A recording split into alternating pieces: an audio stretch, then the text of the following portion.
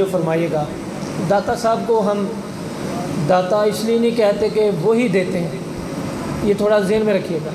دینے والا اللہ ہے، یہ تھوڑا سا خیال رکھیں۔ دینے والا کون ہے؟ تھوڑا بولیں کون ہے دینے والا؟ اللہ دینے والا ہے۔ لیکن یہ جو بندے ہوتے ہیں نا اللہ کے، اللہ پاک نے کچھ ان کو نا طاقت عطا فرمائی ہوتی ہے۔ دینے والا اللہ ہی ہے، یہ نہ کوئی سمجھے گا کہ سنی جو ہے نا وہ اللہ کے علاوہ مانگتے ہیں۔ نعوذ باللہ، اگر اللہ کے علاوہ عقیدہ ہمارا ہو جائے نا کہ اللہ کے علاوہ بھی کوئی دے سکتا ہے اپنی طاقت کے مطابق، تو شرک ہو جائے گا۔ اللہ کا کرم ہے کہ ہم شرک سے محفوظ ہیں الحمدللہ۔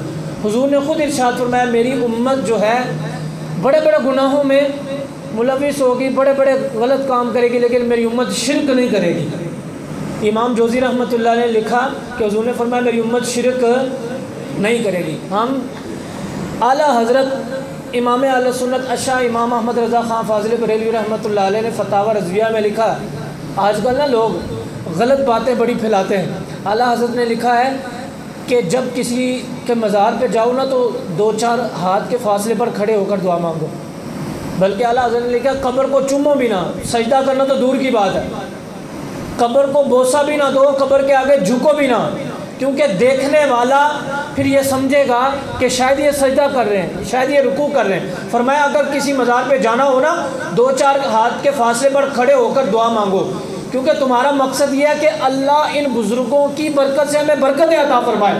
اور برکت یہ ضروری نہیں کہ ہاتھ